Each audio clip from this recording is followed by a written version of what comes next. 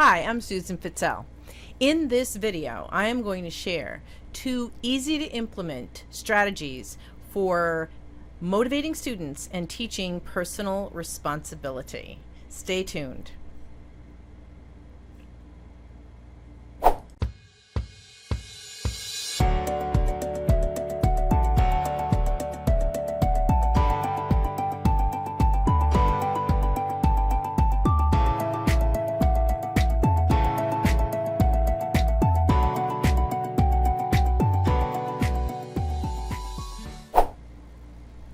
One of the things that we as teachers can do to increase student responsibility, students' motivation, and their sense of personal power within the class time that we have is to offer choice.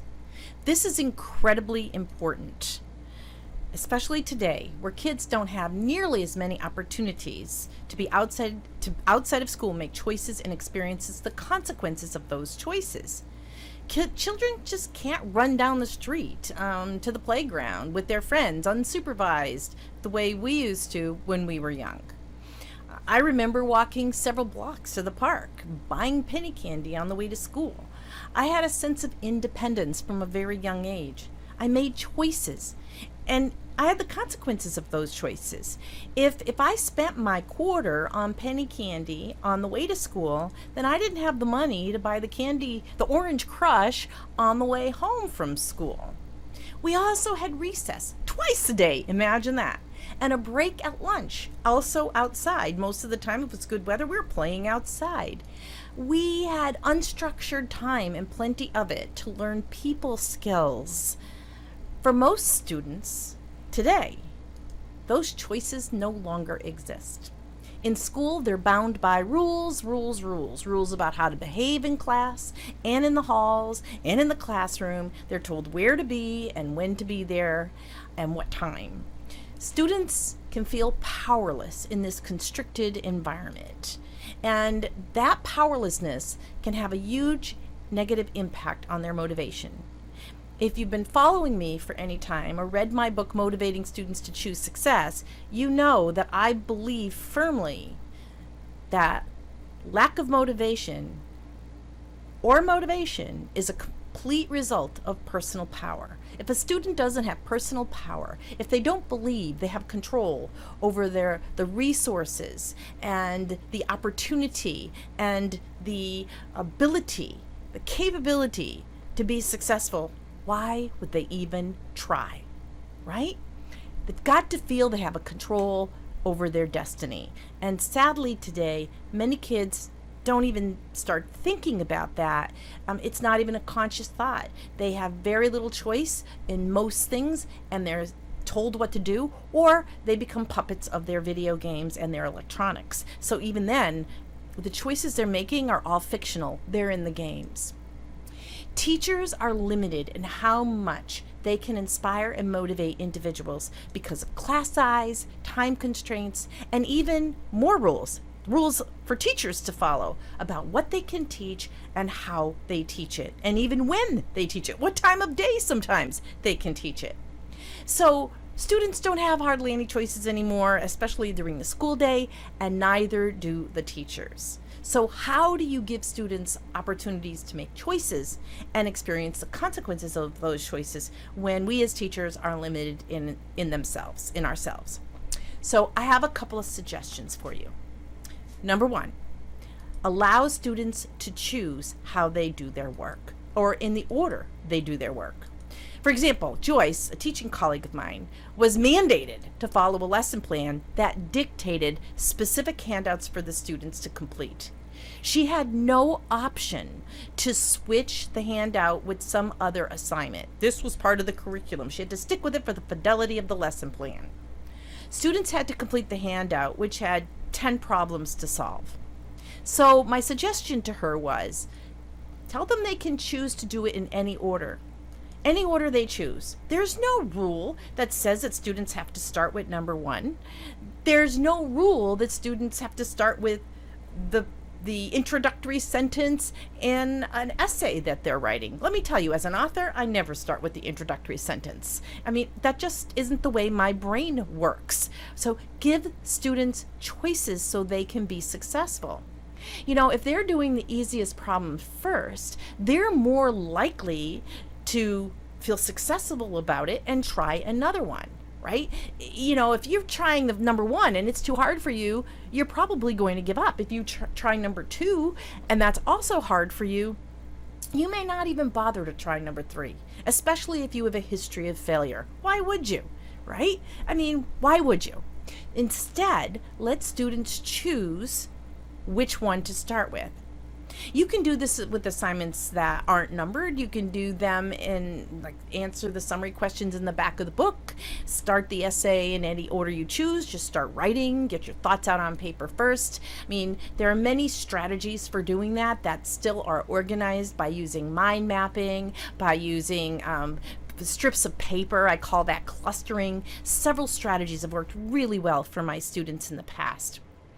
So there's strategies for that. That's a whole other video. Okay, so how might you do this? Because this could be a nightmare for a teacher. So you have one student starting with number 1, you have another student starting with number 4, you have another student starting with number 6. How do you do that? So what if you give students a piece of paper? And hopefully you're not remote teaching next year, but if you are, you know, you can show them how to do this via a video. And then what you do is you have them fold that piece of paper into sections, right? I used to do this when I was a kid. I mean, we did this in school when I was little. I remember folding lots of paper to answer questions. But something that we'll do a little differently is we will number the squares. Now, you might want to have them have more room. They could do it this way if they're doing long division or a geometric proof. They can do it this way if they're answering questions that need to be written out. You might use lined paper to do it also. Here's the deal. If a student starts with number 1, sure, start in the number 1 square. But if a student is starting with number 5, they start here. If a student then wants to start with number 8, they start here at number 8. That way, when the teacher has a stack of papers to correct, all the questions are in the same order. I mean, if you're a high school teacher and you're using this for long geometric proofs, I would hope you'd use graph paper as another option to give students there. So that really helps kids with dyslexia and visual spatial problems. But at the high school level, you've got 160 students over all your classes. You're not going to want to look at paper where all the answers are in a different order. That would be a nightmare. This makes that choice opportunity manageable. Right? So that's one strategy that you can use, one option. Another option is flexible seating. Now, I'm hoping you're not teaching remotely next year. If you are, save this strategy for when you're back in the brick and mortar classroom. But having students use flexible seating, even if you don't have the money for the fancy stuff, is a great opportunity for providing choice. And it also gives them an opportunity to exercise their proper behavior skills and take the consequences of good behavior skills, because consequences can be positive, not just negative. Or, well, they kind of weren't doing what they were supposed to do. So now what I would say to kids is, you made a choice to sit here with your friend and you are not doing the work you're supposed to do. So I'm going to give you another chance. Make a good choice for yourself so that I, the adult, don't have to make the choice for you. Right? But then they're getting the consequence of their actions, and they also, the language we want to use is a language that this was their choice and this is the consequence of their choice. You could also be another student.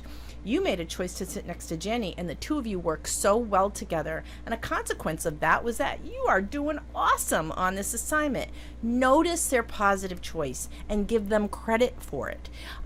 Seating plans and flexible seating can be both together. They can be a wonderful way to run your classroom. I always liked having a seating plan. I have never been a fan of having my students choose where to sit because, you know, for lecture, for the part of the class where I'm direct teaching, for certain activities, I don't want them sitting where they're going to get into trouble. However, there's times where they're working on independent group, or they're working with their partner, or in a small group, where letting them choose is a very constructive thing, because now they have the power, they have the autonomy to make that choice and do well with it. They have control. And And it's really a good opportunity for kids, again, to exercise their control. Even if you're using things like Pilates balls or pillows on the floor or bookcases that they can write on the top of, anything like that can really give kids that sense of freedom and with just enough structure that they feel like they can be successful and they have power and control over their own lives, which again, personal power is critical to motivation, to personal motivation. You've got to believe that you have control over your own life to be motivated, right? And remember that if they make bad choices, right, it's an opportunity for learning responsibility. We might think that giving kids too much freedom has its downside. You know, you hear noisy groups will disrupt the class. But again, it's empowering to give students this choice. And it opens them up to making choices and having to deal with those consequences and, you know, learning in the process. If you wait till they're 16 years old and they're able to go out on their own and all of a sudden they're making bad choices and you say, how come you're making such terrible choices? When did they have the opportunity to actually learn to make those choices? Whether you're back in the brick and mortar classroom in the fall when school starts up again, or whether you're teaching online, think about ways that you can give students a choice within the constraints of the class that you're teaching. Consider that offering just one option and being clear about your expectations and the consequences of that choice can have a huge effect on your students and really support their sense of personal power. If you like this video, I have an entire playlist on teaching strategies, so check that out. If you found this useful, could you do me a favor and put a nice thumbs up on the video? And if you're not yet subscribed to this channel, what are you waiting for? There's tons here, right? I am Susan Fitzell and have fun changing the world one student at a time.